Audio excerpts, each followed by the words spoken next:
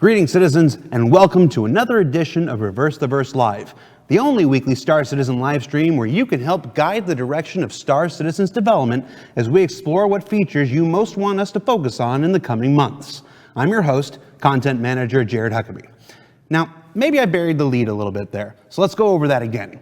After every major release of Star Citizen, the teams around here and around the world have always gone into what we call a review phase, where we examine what worked, what could have gone better, what exceeded our expectations, and perhaps most importantly, what your responses were to the content. This evaluation is an important step after every release that allows us to focus our efforts and ensure you the most efficient development process we can. With the upcoming release of Star Citizen Alpha 3.1 and with 3.2 looming on the horizon, and in our continuing efforts to involve the Star Citizen community in every aspect of our game development, we wanted to try something new. To that end, on the show today, we've got founder and chief executive officer Chris Roberts, who will discuss a new Alpha 3.2 feature survey we're launching later today. But before we get to that, let's check out the week in review. Now, last Friday, we had Jim Martin on the show to talk about his career in science fiction fandom and work on some of Star Citizen's earliest spaceship designs. It's always a blast to chat with Jim, and the chance to showcase his contribution to the project was a fun walk down memory lane to some of Star Citizen's earliest milestones. If you haven't seen it, it's available now up on YouTube. Monday brought with another all-new episode of our weekly question and answer series, Calling All Devs. This week with answers to backer-voted questions like climbing cliffs and rock faces while on foot, the real-time tracking of market commodities, EVA between ships at high velocity, switching between 2D and 3D radar types, and the future of E-War in the persistent universe. Remember, you can submit your questions for consideration each and every week in the thread up on Spectrum. And don't forget to vote. Tuesday is Lore Day in the Star Citizen universe, and this week brought with it the first story featuring our newly revealed Aegis Vulcan refueling, repairing, and rearming ship. It's a fun read and our first glance at what an experience as a Vulcan operator might be like in the persistent universe. And you can find that and all our lore stories up on the robertspaceindustriescom website now. Wednesday, we had a couple folks at the Games Development Conference in San Francisco, where visitors could experience the game on the show floor, and our own Sean Tracy gave a presentation on how Star Citizen works with Intel's new Optane technology, while yesterday brought with it the latest episode of Around the Verse, with a project update and a series of features focused on the work of our audio team. Now, I'm going to recommend wearing headphones when you watch this one, because it's always a delight when we can lend an ear to the amazing work our audio team is doing to bring the Star Citizen universe to life. Now with that, we're going to take a real short break, and when we return, we'll be sitting down with Chris Roberts to discuss the Alpha 3.2 feature survey that we'll be launching later today, and how you can influence the direction of Star Citizen's development by casting your vote. Stay tuned, we'll be right back.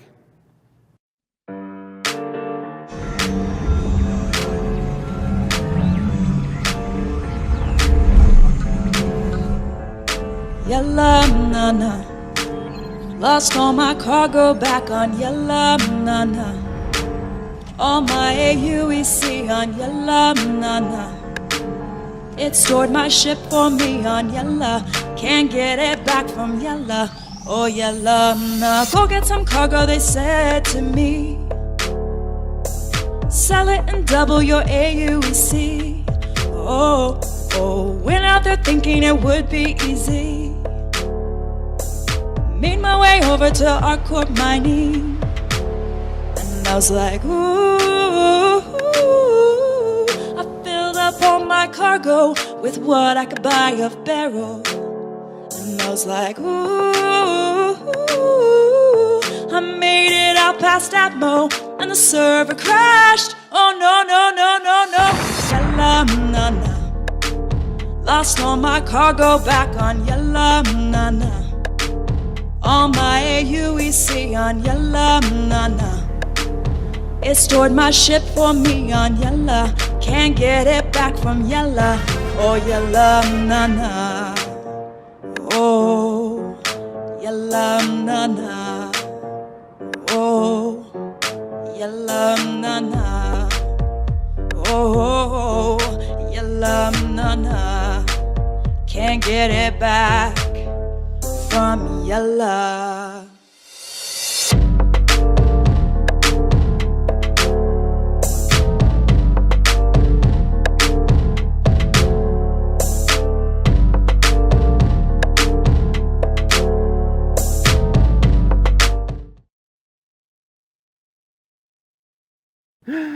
All right. That was, of course, Yella Yell, which I can never say appropriately. I know we showcased that before, but it was stuck in my head earlier this week, and I figured if I have to suffer through it again, so do you. Joining us on the show this week, my boss, Chris Roberts. How you doing, man? I'm doing good, Jared. How you doing? Welcome back. I'm doing well. Thank you. Twice on Reverse the Verse in a year. That's a personal record for us here. It's only March still. It's only March. All right. Yeah. So, Alpha 3.0 on live now. Alpha 3.1 on PTU to subscribers and concierge members, and hopefully going a little wider. And Evocati. And Evocati. Yeah. And Alpha 3.2 on the horizon.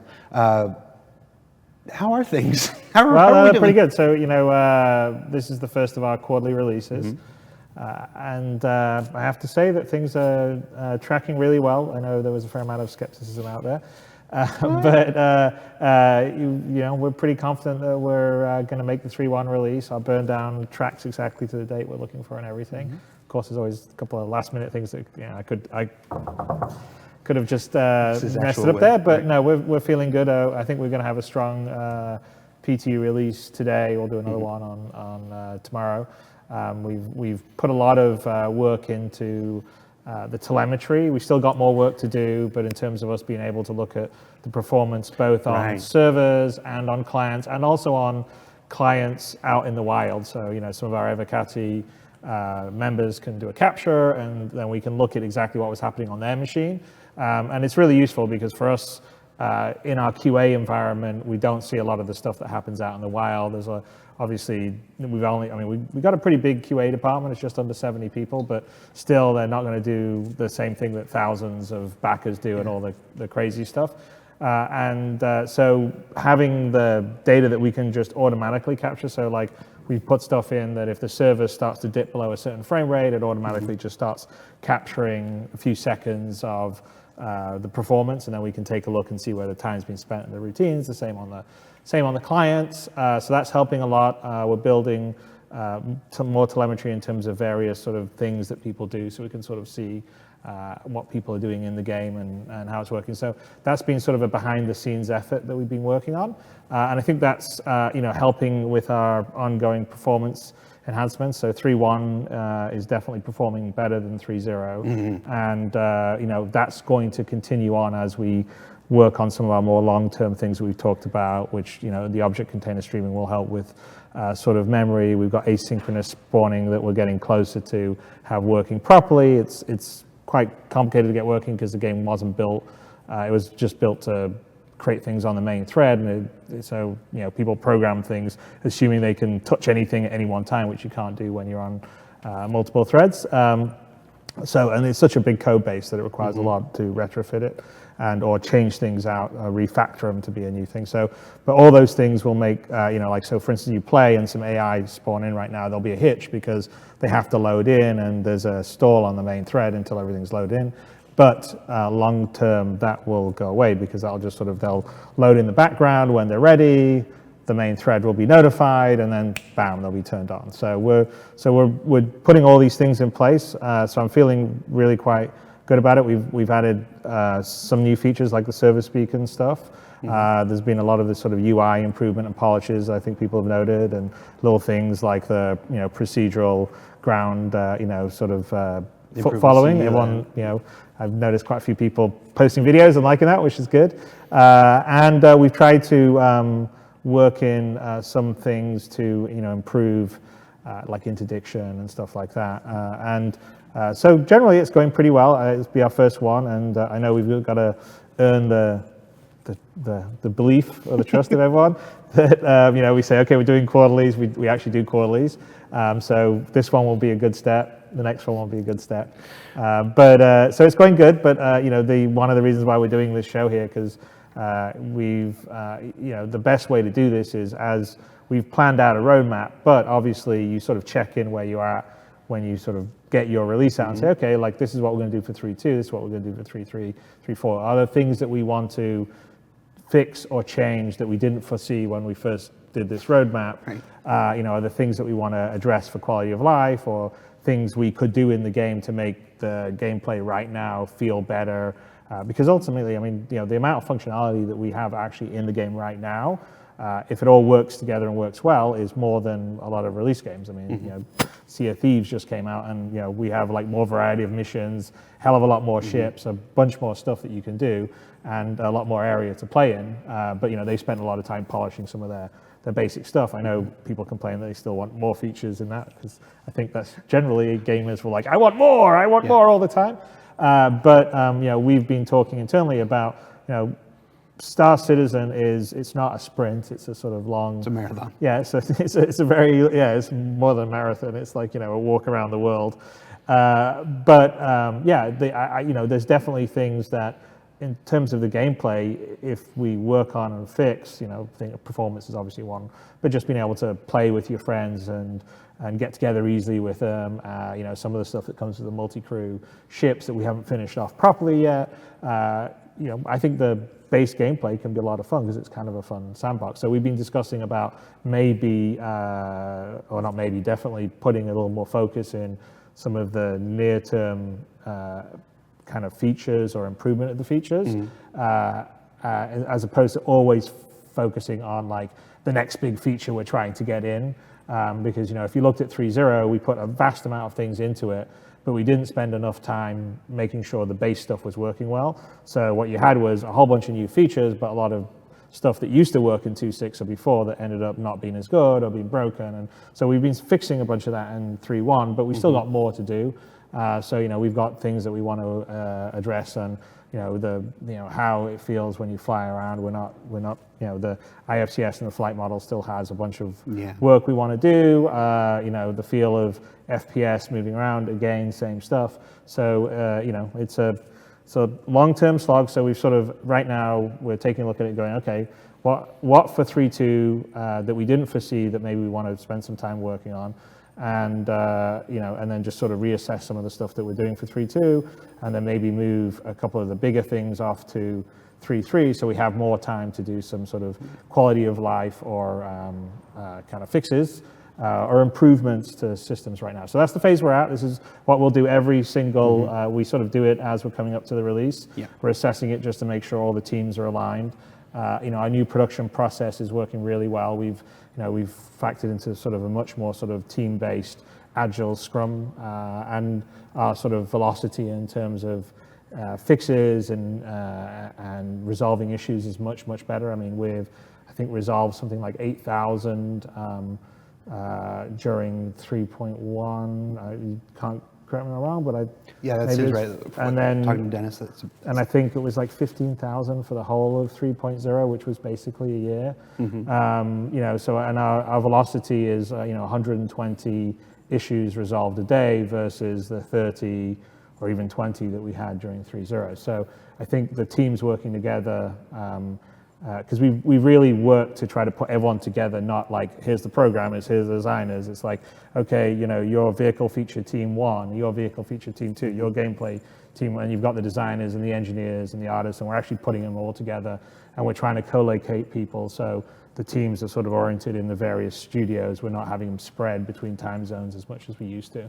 And I think it's sort of really helped in the turnaround and also the energy and the morale of the team. So generally we're, you know, it's early days, but we're feeling pretty good about kind of the velocity and trajectory we're going to do.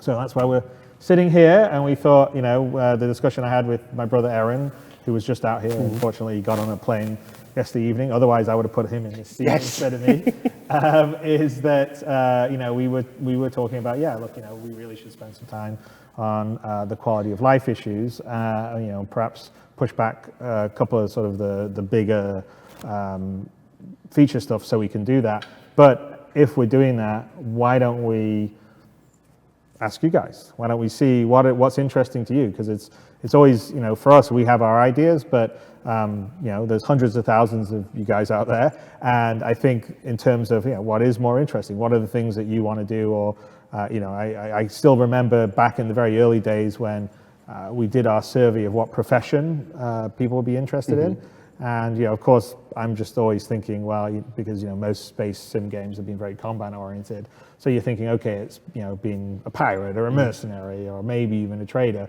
But, you know, I think it was something like 70% of the people wanted to be explorers, right? So that was a surprise, but that's cool. And then we're like, okay, well, we need to put gameplay to allow you to do that. And it did kind of affect sort of where we went. So I mean, we went a different way than say something like Elite or No Man's Sky, where they sort of procedurally did everything. But one of the reasons why we went with the procedural tech to build the worlds to the level of detail we did was we thought that sort of micro exploring versus, like that idea of getting landfall on a planet and discovering the mountain or the lake or really getting into the detail would be something that'd be great. So we're still working towards realizing that, but you can already see it with the 3 moons that we have around Crusader and Delamar, and in our upcoming releases it's obviously going to get bigger and wider, but that's sort of affected because we were thinking about, okay, we want people to sort of be tactile and get out there and explore. And so we thought it would be really useful to have a discussion about things that we've identified that we want to improve for the immediate experience, and then also get some feedback of sort of the bigger long-term professions, what's interesting or what's the most important to you guys. Mining's already been in progress. It started at the beginning of this year. I know in our roadmap it says scheduled, but it's actually been in progress. It should be that should be changing in the next roadmap. I don't know if it'll be this Friday, but the one afterwards. But we've been working on that, and that has a lot of infrastructure issues in terms of making sure the resources are mapped on the planets, and we can persist them across instances, and we can generate it and handle all the stuff. So we're making very good progress on that, and I think it's going to be a very cool feature that people will be really happy with. So that's definitely 3.2 that's not happening. But in terms of some of the other ones, we would like to know priorities, because if we're going to add some stuff to 3.2, it's a zero-sum game. We're going to have to shift some other stuff out. So what's more interesting?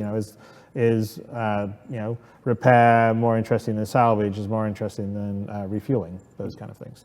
So I don't know. That's the point of this sitting here. One of the unique challenges that Star Citizen has is that we are operating a live game environment in the middle of our game development. Yes. So it's a massive challenge. Yes. So some of what we're going to talk about today is that balancing act between adding new features and going back and revisiting old ones and making them better, making them more user-friendly, making them more enjoyable, because at the end of the day, it's a video game. Video games are supposed to be fun to play and whatnot.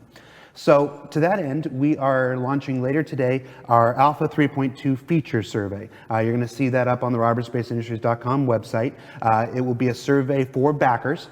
So it'll only be available to backers. So if you do go to this thing and it doesn't let you do anything, it's probably because you're either not logged in or you're not a backer. So you should consider supporting the project. Yeah, exactly. And have your voice heard.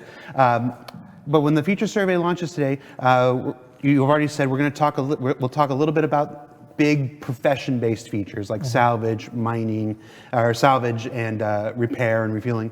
But a lot of it is quality of life stuff, is the kind of things that'll make playing the game easier to play with your friends. My dad's been asking me, "Hey, son, when are you going to play Star Citizen?" And I'm like, but now if we add some of these features, I'm not going to have an excuse anymore. I'm going to have to play the game with my dad. So be careful when you vote. But let's go ahead and talk about some of these features we have now. We can show you what the survey is going to look like. JJ, why don't you go bring that up there?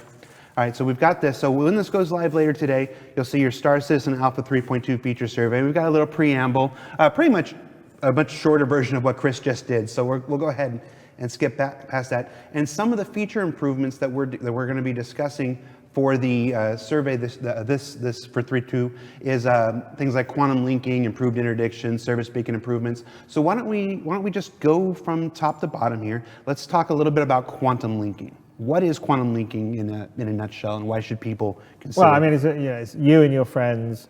You're heading to a destination, and you first of all, you need to share the destination, and also everyone jumps at the same time. So when you're traveling there and someone gets interdicted, you get pulled out all at the same time. So I think for multiplayer gameplay or playing with your friends, it's super important.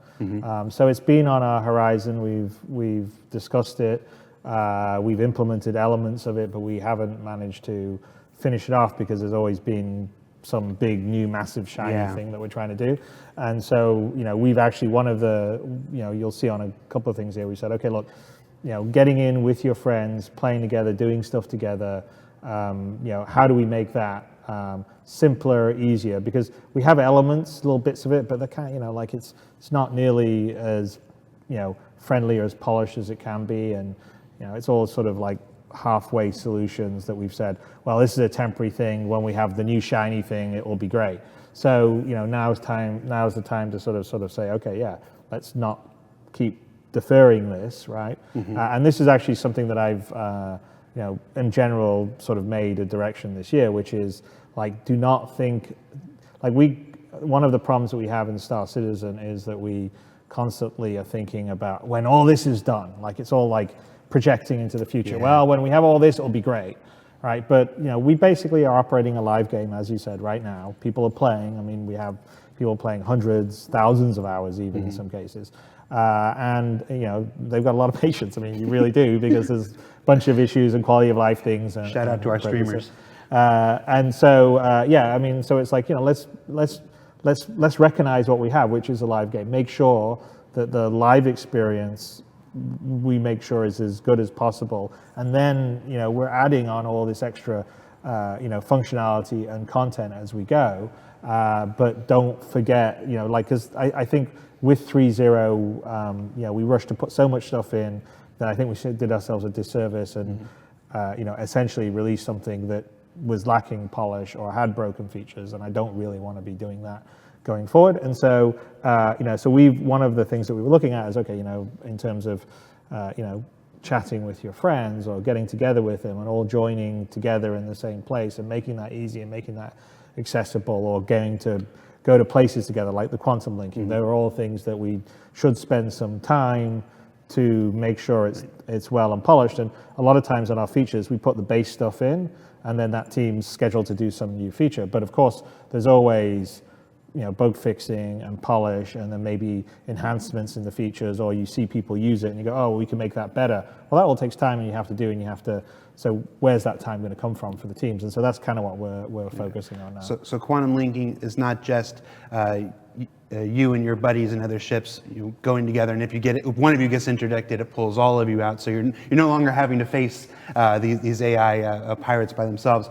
But it's also great for the service beacon missions. You'll be able to pick up missions, and now if you're got to go out to some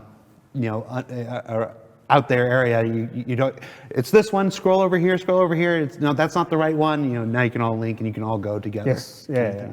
So pretty important feature. And I do want to mention, because I'm looking at the chat while we're talking, the vote is not do this or this. These are all features that are going to go into Star Citizen at some point. So to be totally clear, these are all things we are definitely going to do. What we're interested in knowing is what's the most important things, because priorities. That helps make us priorities. We're actually going to try to do all this stuff and maybe get it all done for 3.2, but we have to have a priority list, because we will have to at some point make a call. If something's running behind, something would have to get pushed. And so what we're really interested in is what are the most important things for you guys, because that really helps us in terms of ordering what our teams work on first, or if there's a conflict between two things, who wins. Okay.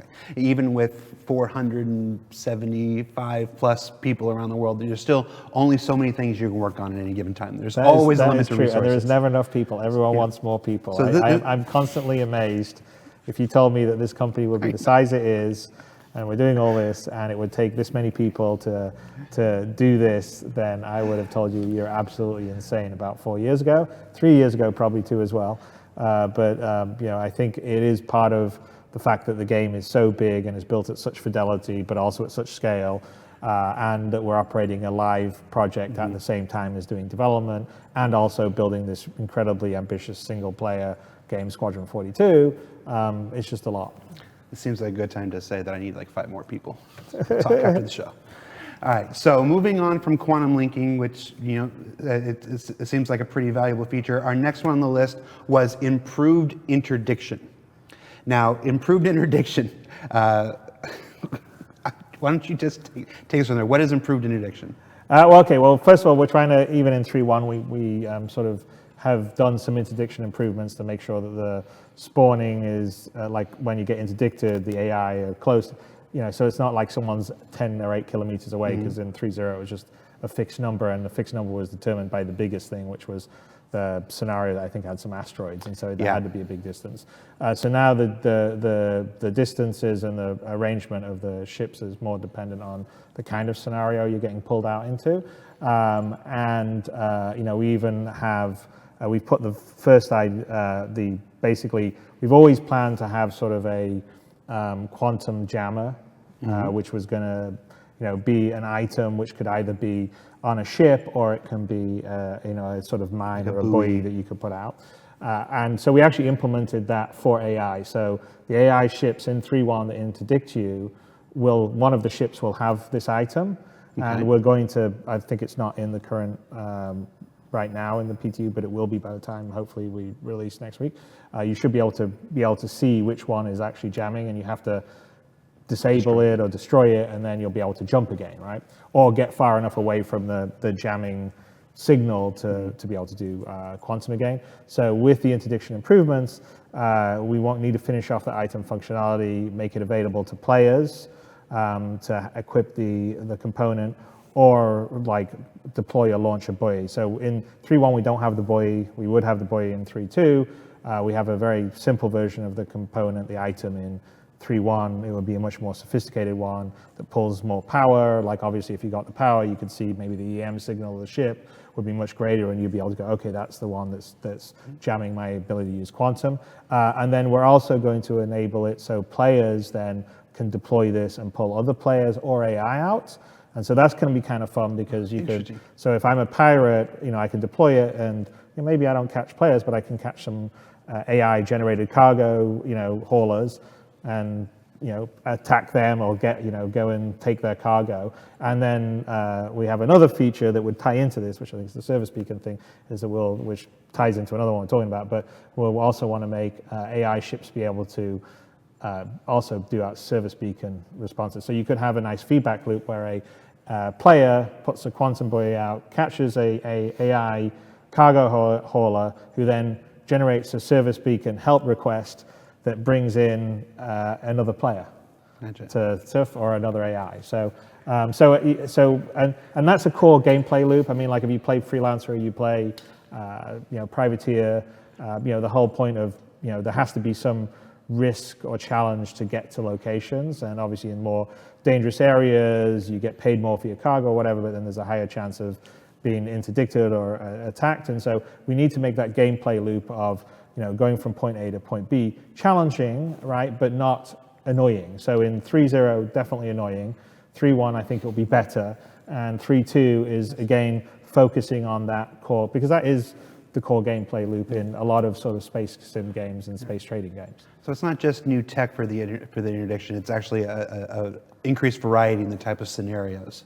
Yeah, no, definitely. So again, we'll be building more fluid scenarios, making them more sort of emergent, and there's a feedback loop between what AI and players do, and so I think it would make the world just feel more alive and more things going on. And I, for one, I'm going to relish the opportunity to get revenge on some of these AI players and interdict them just over and over. I'm just going to log in for like 8 hours straight and just interdict AI over and over and over again. This is for 3 hours.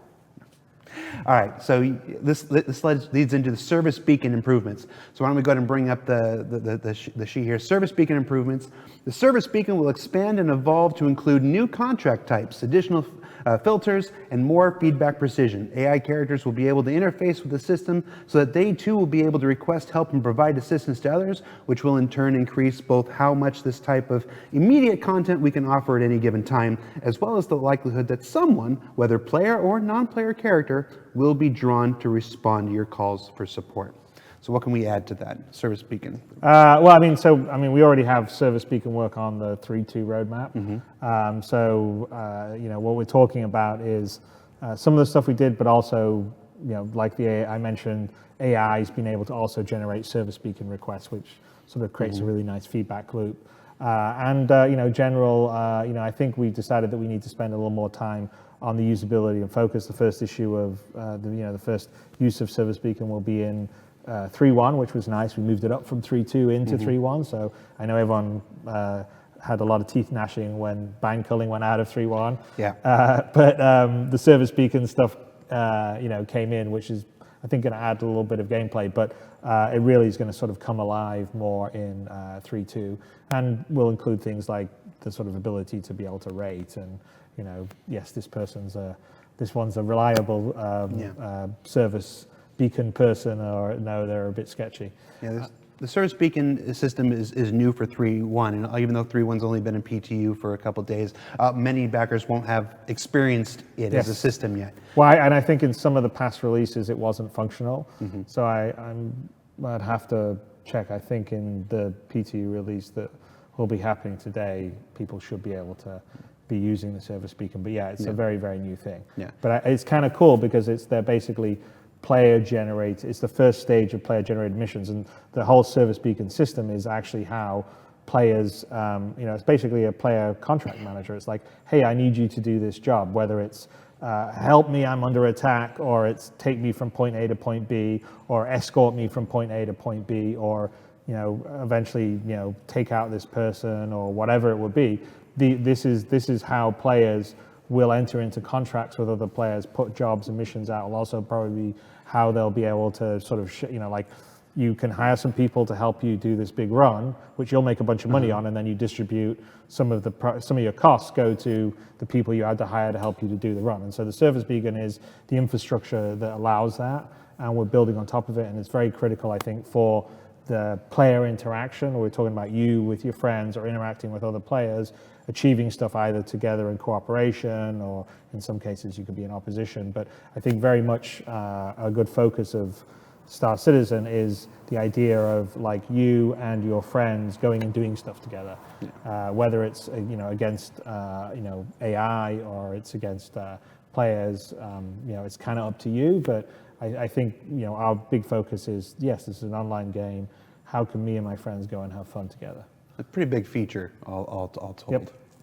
And I'm just imagining that somebody is going to end up creating a Star Citizen Yelp to start reviewing people and service beacon contracts. That's actually the idea. So the service beacon is going to have that. Okay. So it's going to have like the equivalent of the Yelp ratings or the Uber ratings, where you can both rate the person that's responding, taking the contract, and the person that's giving the contract.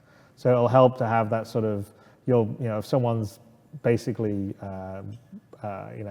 they do a honeypot deal, like, you give them a 0-star or 1-star rating, and, you see this person who's offering a contract and they've got, their rating's 1 versus someone offering a contract whose rating's 5, you're going to take the person that has a 5 rating. My condolences to Tyler Wicken ahead of time.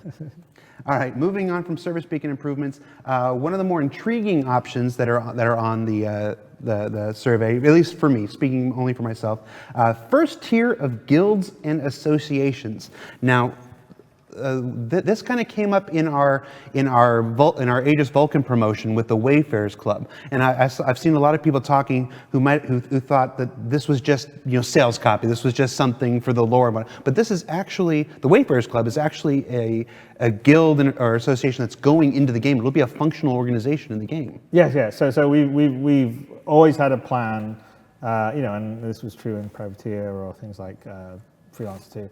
That you have non-player organizations or guilds, like the classic ones are the Merchant Guild or the Mercenary Guild, and so we have those, and we also want to have a level of associations, so like the Wayfarers Club's almost like AAA in space, and like you have here in America in AAA, they have services that'll come out and they'll tow you or whatever, and also if you go to certain places, they'll give you discounts.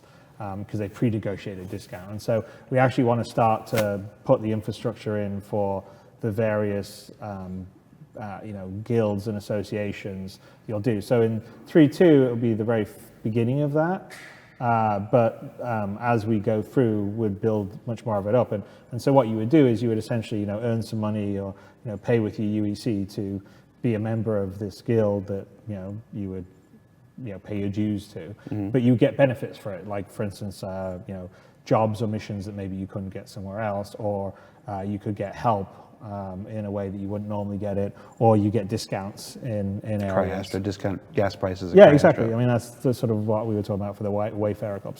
So it's the beginning of that, and that we'll definitely have quite a lot of these that would be sort of focused on the different, like I'm sure there'll be a salvagers organization and various different those in the world that you can. There's an ex-military one you could join or whatever it would be. So we want to start to put that in to kind of lay that infrastructure because it's quite important for, I think, the long-term gameplay. Very cool. So yeah, that stuff we were talking about in the Aegis Vulcan promotion wasn't just a flavor copy. You should check that out if you haven't already. Wayfarers Club. Nothing's just flavor copy. If you read it in the fiction stuff, we're usually thinking of at some point that would actually exist in the world. That's the whole point. So if you read, like the writers do really nice fiction stuff, but a lot of that fiction stuff is specifically seeding what we want to do long term. So don't just view it as fiction. It is highlighting where the game will go. All right. So next up on the list, the party system. Let's see. The party system reads: these improvements will improve. These improvements, Mike, these improvements will improve the player's ability to create groups, allowing you to team up with your friends or to join the same game instance and cooperate on jobs and missions. That's a big one. Yeah, well, I mean, I think this is a massive, complaint or feedback for a long time. And we've always been sort of like, when we get the full Spectrum integration, then we'll get it all. And basically what we've said was, look, we just got to focus some time on this now. Because I mean, I'm saying this, you want to get in with your friends and you want to get in with your org mates or however you want to do it, you need to have an easy way to do it. And right now it's not so easy at all. So we want to spend some actual time on our back end and on our front end side to make that process earlier and sort of be the beginnings of what it ultimately will be. Because let's make it easy. I too many people tell me like, oh, it would be really easy. I would like it much. I could only get in with my friends reliably. Counterpoint though, I told my dad I wouldn't play with him until this was in. So if we put it off, say you don't have to vote for it. Think of disco. Sorry, no, party system. It's a big one. Folks have been talking and asking for that for a while. Complementary to that, team chat. Improvements to the team chat system that will polish communication between players and make the experience more robust and intuitive. Work on this system will also begin to factor in the incorporation of Spectrum into the game. Yeah, well, we've talked a long time. I mean, one of the reasons why we did the whole Spectrum setup on the platform is the idea is we're going to unify, the friends lists and all the rest of the stuff that you'll do make on the platform side, and it can also be replicated down on the game side, so you don't have to maintain parallel lists. But basically the chat feature in the game right now is the chat that was in from the very beginning. We spent no time other than just fixing it if it breaks in the game, and how does that work with your list of friends or groups? And so again, it's along with getting together with your friends, getting into the game, having an ability to sort of chat with them in your various sort of like setups or groups is super important, and it's also a precursor to the FOIP stuff that's going to come in with 3.3. So we want to get it in there and make that easy, because right now, it's just everyone's in a general chat, which is cool, but it would, and even that still, again, like I said, the implementation of chat that we had before we even did, the PU. Yeah, it's best I don't say anything. All right, so next up on the list, we've got economy shopping UI experience. Now this feature includes the implementation of shopping kiosks in the stores and increased variation of available products, including ship items and weapons not physically available to display. So like mail order catalog. Yeah, well, I mean, so one of the big things is that, obviously we want to be selling everything in game, ships, ship weapons, ship components, all the rest of stuff. At the moment in the game, because we've got a limited amount of real estate, and we don't have the big landing zones in, we don't have the big planets in yet, we don't have places to sell ship weapons or ships or any of that stuff because we don't have stores set for them and we don't have the room for it. Now we will have sort of physical big stores and displays as the landing zones come in and all the rest of the stuff, but we haven't done the sort of shopping kiosk functionality, which will allow you to have a kiosk in a shop and you could go through a bunch of ship weapons or even the buggy or something, and you could see it there and say, okay, I'll buy that, and then it can be delivered to you, but it doesn't need to be displayed in the store. So it would give us the ability to allow you to buy a wider variety of items. Like basically we want to get rid of the Voyager Direct Store online on the platform. That the goal is that's going away, and you all those items you buy in the game.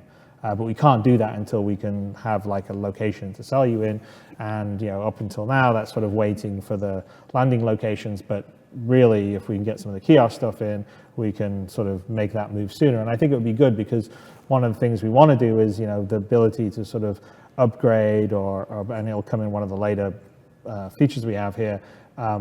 We want to make the components of your ship much more meaningful. This whole item 2.0 that we've talked about, there's a whole infrastructure for it, but we've got to finish it off properly for you to really realize and understand and see the benefits of it. And one of the components of that is being able to sort of buy bigger and better stuff. And so the shopping kiosk will allow that to happen sooner rather than later, because otherwise we're kind of bound by real estate, and then we're bound by when we roll in the planets and the other locations, which they're kind of dependent on object container streaming and etc.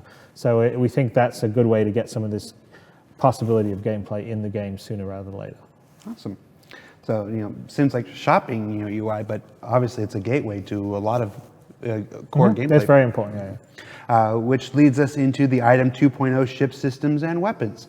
So this is another option, this is another feature that you'll be able to vote for. And again, remember, we are doing all of these. This is just about prioritizing. So item 2.0 ship systems weapons says feature work would include finalizing item 2.0 functionality that allows them to overheat, misfire, and suffer critical failures based on factors such as increased wear or damage. It would also introduce deeper functionality to upgradable items so that new power plants, shields, coolers, stealth, comms, radar all make the marked difference to a ship's performance based on how they are configured. So yeah, this is the big thing from this is my Hornet and you have your Hornet. But my Hornet won't perform like yours does. I would say this is probably the biggest missing element of the kind of like core sort of gameplay mechanic of venturing around in space, is that we haven't finished. So we have the infrastructure for item 2.0 and a lot of the bits are there, but not enough of the stuff's in there that the user can realize it. So we already had wear and tear in the 3.2 roadmap, so wear and tear is definitely part of this. But really where it comes in is, the effect of, say, for instance, I'm running my engines, my thrusters hot, right? I'm overpowering them, I'm putting more power to them so I can boost them, so I can turn a bit, for that time I'm turning them, but they're running hot. So as they're running hot, they're becoming overheated. As they're becoming overheated, there's a chance that they may misfire, or they could even have a critical failure. The more they're overheating, the faster the wear increases. Wear also affects your chance of misfire and overheating. So because you need to have downsides to doing things, right? So everything's a trade-off, right? So what we don't really have that's that effective in the game right now is you running your ship should have to be making conscious choices. Am I putting my power to the shields because I'm in a combat, but then I'm not being able to put as much power to my guns, so I can't recharge them as quickly, or I can't put as much power to my thrusters to superheat the plasma to eject the gases to thrust me around. And so what we want to do is give focus much more on making all that whole sort of holistic aspect work. That also has the issues, the downside, the wear, that then means that item, as it gets older or gets worn, you're not fixing it up. Like if you've got a damaged item, you're not repairing it, the chance that it can misfire or just have a critical failure is much higher, right? So what we want you to do is you've got your ship, you've been out there, you're in a fight, you've got to take back, you're going to have to repair it, make sure the equipment's in good size. It's like if you don't do a overhaul of your jet engine every so many hours of operation, you could quite likely fall out of the sky in the real world. Well, we want you to have those same sort of calls, and and if you overuse it, like you just thrash your in the real world, you thrash your car all the time, you on your brakes all the time. Well, at some point your brakes are going to fail if you don't replace them, right? So we need to make sure that that whole loop is in there and it has effects and players can feel it. And so there isn't any case where one player can just say, oh yeah, well, it doesn't matter, I've got so much power, everything's powered and and everything works perfectly.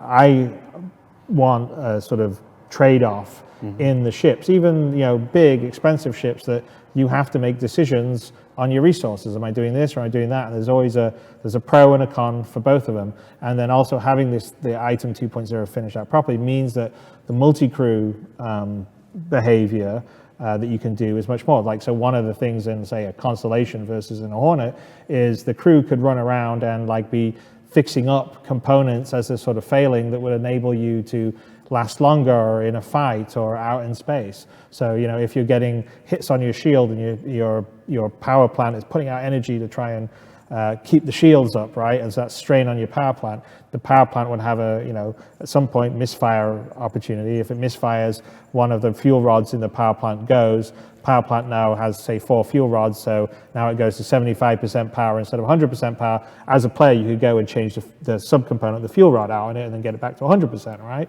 And the more and the same for other items could have fuses and stuff. And so we have these subcomponents. We've got the art even for them, but having that whole loop hooked up, you can go and do stuff. And I mentioned Sea of Thieves at the top of it, and it has some kind of much smaller stuff. Yeah. But you're in a fight, and cannonball comes into your ship, and there's a hole in your ship, and if you don't put a plank on it and you don't bail out the water, I mean, that's cool, right? There's someone's there, driving the ship, someone's down trying to bail out the water, someone's firing the cannons, and that's what we've had as our design from day one, back in 2012 and 13, and I sort of feel like we need to finish it off properly instead of talk about it and get it done. So that's a big sort of drive for me to because I think it will provide a vast amount of fun and gameplay and challenges and trade-offs and discussion for everyone out there.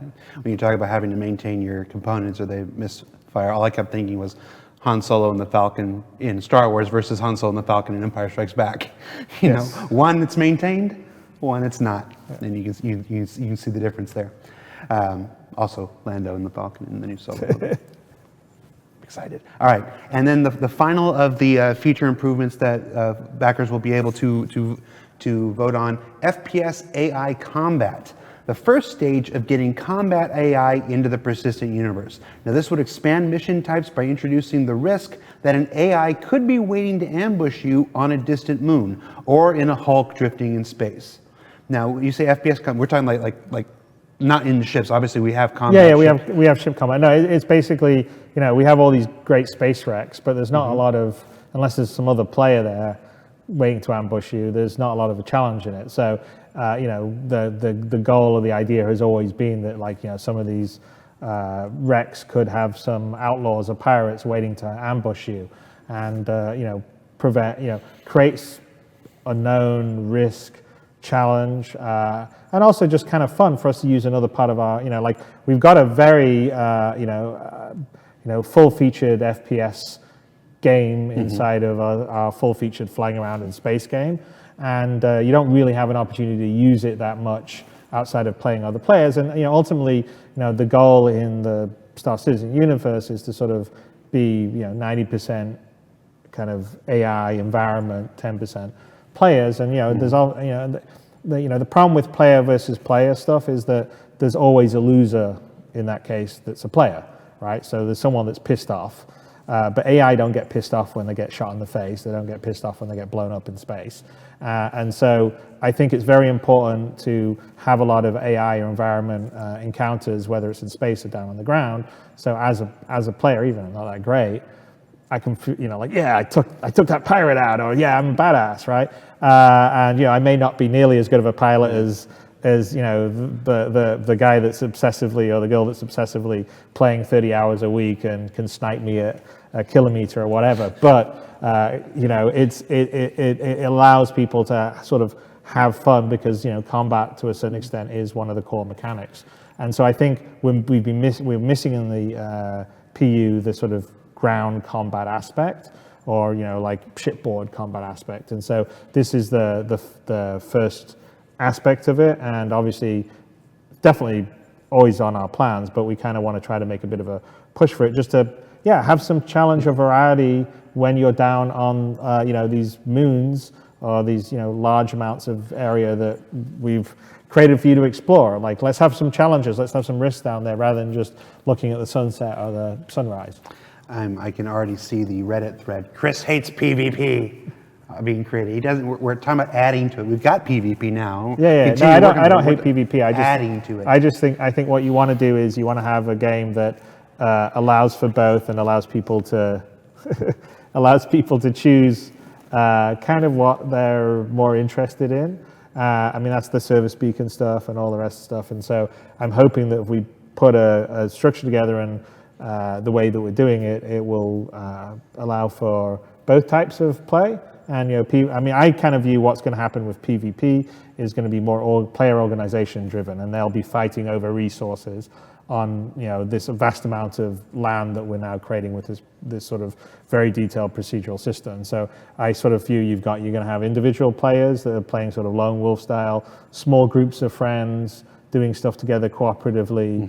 I could kind of see them being more kind of PvE focused, like let's go and adventure and do stuff and we have fun and get attacked by AI pirates or whatever it would be.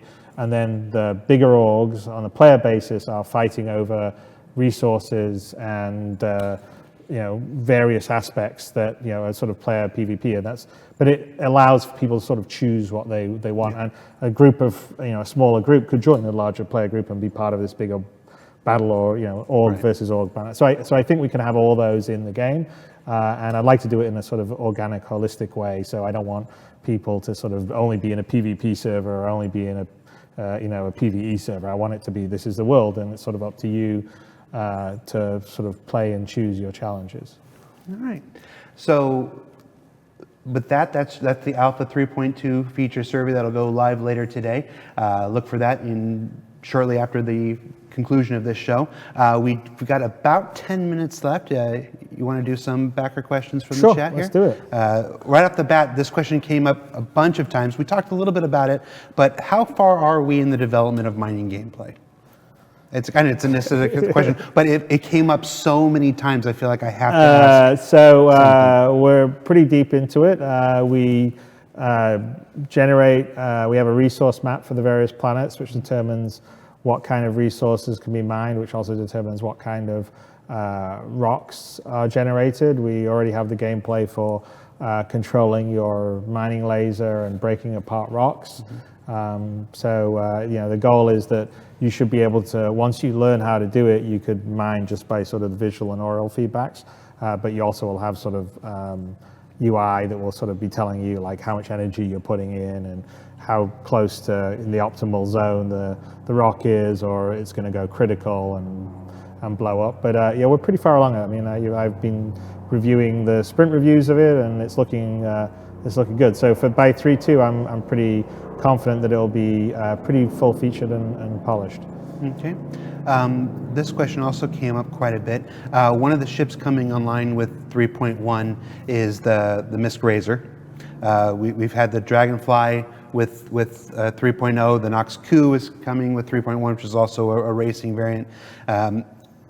We haven't had any additions to racing gameplay for some time. Yeah. So we've actually, we don't have it on the list here. We've talked about trying to get some racing stuff in for 3.2 if we can make it.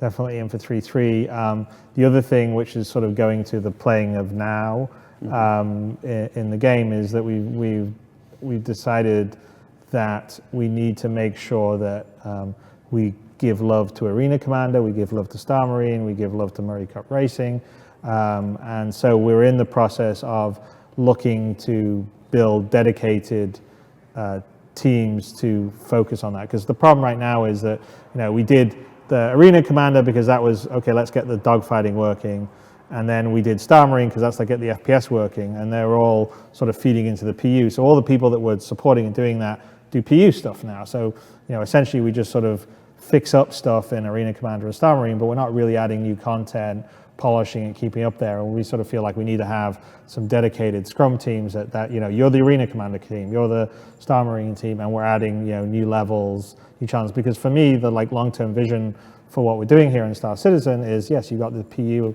that you're adventuring in, but Arena Commander is where you go to practice, so you don't have to risk your stuff. It's also where you can go and you can easily sort of just, you're on a certain level playing field, so you can say objectively who's the best dogfighter in a way that would be maybe hard in the PU.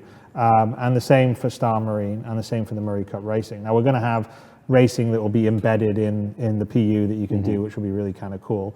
But the idea is, I want to make Arena Commander and Star Marine viable ongoing game modes that have updates, that have new content, and that allow people, because I think sometimes you may just say, you know what, I don't have the time to get into the PU and do a big mission with all my friends, but maybe I just want to get in and have a see how I do on the leaderboards and have a quick dogfight, or get into a quick Star Marine match. So I feel like we've done a disservice by getting these game modes up and running to get a mechanic working, and then once we have, we just okay, it's in the PU now, we don't worry about it. So we are definitely going to do that. So do look for stuff that we'll add for racing. That is on our agenda. Only downside is, unfortunately, good resources don't grow on trees. So hiring the people and getting them up takes a bit of time, but it is a goal for us to have dedicated stakeholders that's all they're doing. They're not getting distracted to fix something else on the PU. So look for that to be happening towards the later part of this year. All right. Well, we did it. That's it? That's it. No, Wow. Hour's up. Everybody always dreads coming on the show with me, and then I'm like, it goes by fast. Don't worry about it.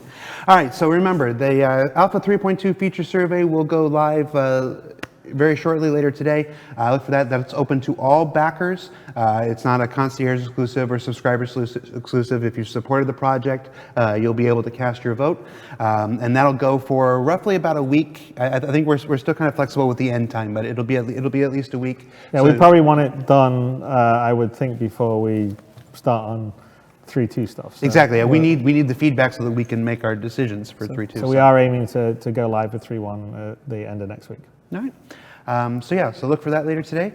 Chris, thank you so much for being on the show. You're welcome, Jared, and thank you everyone out there tuning in and listening, and everyone that's backed us. Thank you very much. I think hopefully you guys are going to like 3.1, and this year I'm pretty excited. I think we've got a good cadence going, so it's going to be good. All right. We'll see you in a few minutes, everybody. Take care.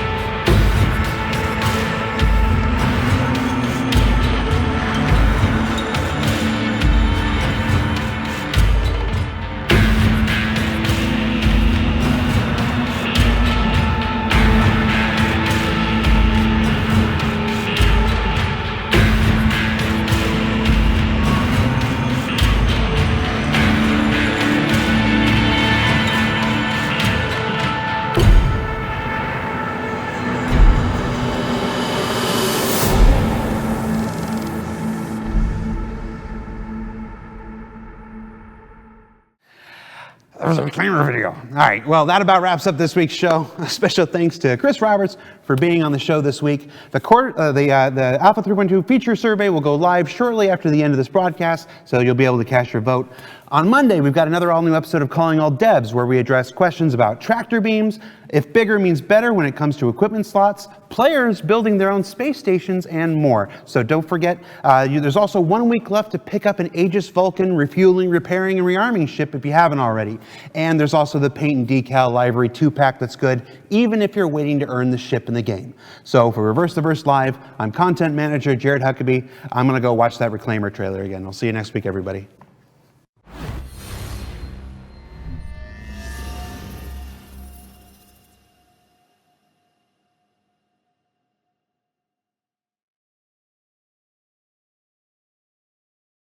Thanks for watching. For the latest and greatest in Star Citizen and Squadron 42, you can subscribe to our channel, or you can check out some of the other shows, and you can also head to our website at www.robertsspaceindustries.com. Thank you very much for watching.